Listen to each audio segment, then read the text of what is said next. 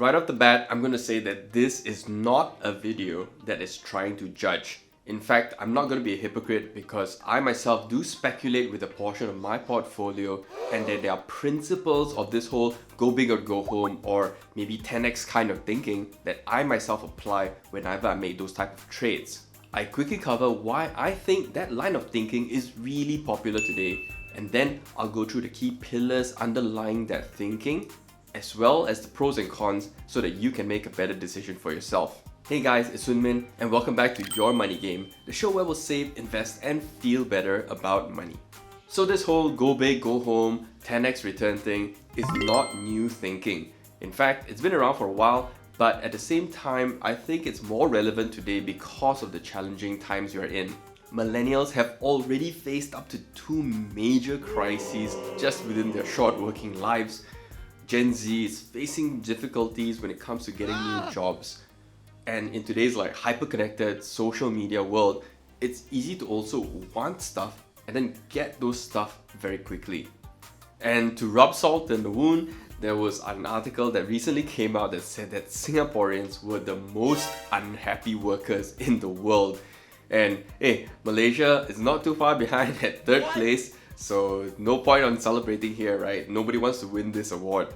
So we're all tired, we're all stressed out at work, and there's so much to want and enjoy in life, so it's understandable why we want to pursue maximum gains as fast as possible. So the simplistic definition of go big or go home or chasing after 10x is really simple. It simply means making a very large bet because you feel that you have some kind of high conviction. But like I said, there are some key pillars of the thinking that I feel you should understand. The first thing is the concept of risk-reward ratio. Anytime that you're making an investment or a bet, you're basically risking one thing to make some kind of gain or profit. So if you risk $1 to make $1, that ratio is just 1-to-1. And as you can imagine, that's not a really attractive risk to reward ratio. Now there isn't a specific rule of just how much or how high that ratio should be. So if you risk $1, some people saying that minimum you should have at least a $3 potential gain. Some say 5, some say 10. It all depends on your trading style or approach, but at the end of the day, the principle is to maximize that ratio anyway. And that leads us to the second concept, which is valuation. How do you determine what the potential profit could be? Are you using some form of fundamental analysis? Are you using some kind of technical indicator? Are you combining some version of both? Or are you just trusting a guy on YouTube? Now, regardless of how you are making your valuation, they all rely on some form of assumption. And those assumptions lead us to the last concept to think about, which is conviction. Because if things don't go your way in the short run, you will need to have that kind of conviction to hold on to the trade to see it through. And this is otherwise known as diamond hands. So I hope that you take those diamond fingers and click on that like button because that tells the gods of YouTube to share this video out to more people and it really helps my channel grow. Thanks. Let's move on to the optimistic world of the pros of this thinking of go big or go home.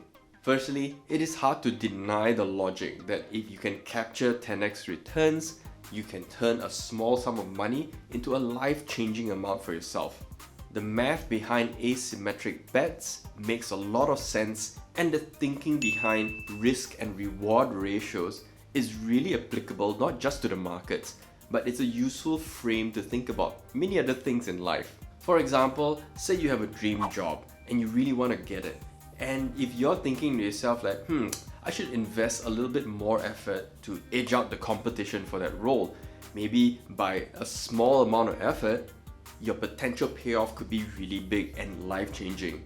The next pro is the focus that it could give you. So most professional speculators are great because they specialize themselves in a particular area. Because of this, they're able to know more, analyze better, and therefore have an edge over the competition. And it's that kind of knowledge and expertise that gives them the confidence to make those type of 10x bets. Now, if you follow that, it does not necessarily mean that it guarantees you the 10x, but the specialization and the knowledge that you've gained from it can be useful in other ways as well. You can build content around it or maybe even sell those expertise that you have. The final pro is another skill that is almost necessary if you are taking along this line of thinking, and that's risk management. So professional speculators survive and thrive simply because they understand that protecting the downside is almost as important as swinging for the fences and getting those 10x returns. And it's not just the mindset of being aware of potential losses, but also using many different techniques as well. When it comes to your analysis, are you seeing fundamental shifts or technical shifts that would invalidate your thesis? Are you somebody who's using stop losses? Are you using options? Or maybe even scaling in and out of the position?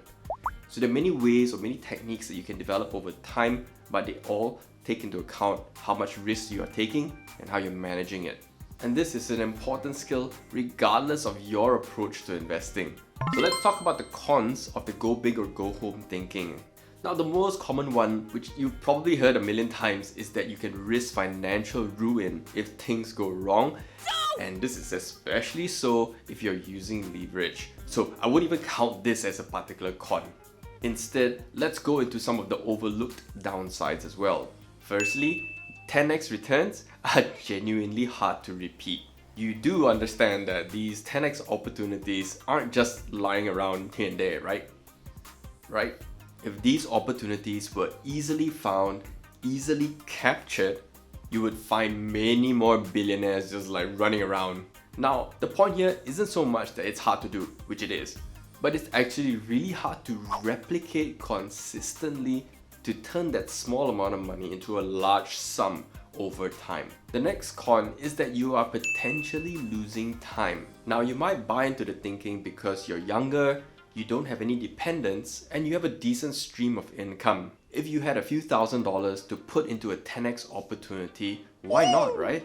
Because even if it does go to zero, you can replenish it quite quickly. Now, this is a personal sharing and with some level of regret, because like I mentioned earlier, this line of thinking of asymmetric bets, 10x returns is not new. In fact, it is the exact logic that got me started back 15 years ago when I was trying to trade actively. While I never blew up my account, but at the same time, I ran around in circles for years because I was chasing this unicorn, but I never really caught it. Now, I'm not saying that every trader is doomed to the exact same fate as me. In fact, you've probably seen some other YouTubers here in Singapore that are talking about how amazing their 10x thinking is and how they're able to get those kind of returns. So success is possible, assuming that they're not lying, of course. I'm just one example of a guy that woke up and one day realized after a few years that, hey, I could not consistently produce those kind of results. While I managed to replace those losses in money, unfortunately, I could not replace the loss in time. The final con I want to talk about is how that this line of thinking can easily turn into just blind greed. Now, I genuinely believe in the pros that I talked about earlier. Some of the most professional traders out there that I respect and follow are applying that same thinking, and at the same time, they're doing it with a cool, analytical mindset that they're approaching the markets with. Unfortunately, I think that most people that gravitate towards this mindset tends to be really just chasing after the fact that it can get you more money faster. And again, there's nothing wrong with wanting more money. I like money too. Now, I'm not just saying that from a moral standpoint because that's my personal view. You do not have to believe in the same things that I do. But the thinking of greed and that feeling that can consume you could result in you making poor decisions, because even if you are successful in making a few big swings and making some profits, if that continues to snowball and you're just consumed by greed, at some point in time it is very possible to just risk too much and have it go the wrong way. And again, I've talked about this before in some examples which I use where people have achieved so much in life in terms of financial wealth, and then they risk so much of that as well as their personal lives in the pursuit of just more. Or maybe I'm just getting a little bit older and getting a bit more risk averse when it comes to managing his money. At the end of the day, it is your money game, so as long as you are making a decision with your eyes open, power to you, and I wish you all the best. I hope you guys got value out of this in thinking behind the pros and cons of this 10x thinking, or go big or go home. So if you did get value out of it, I would really appreciate your support in clicking that like, subscribe, as well as that bell button, because I'll be back again next Sunday with a brand new video. And until then, you take care and keep playing your own game.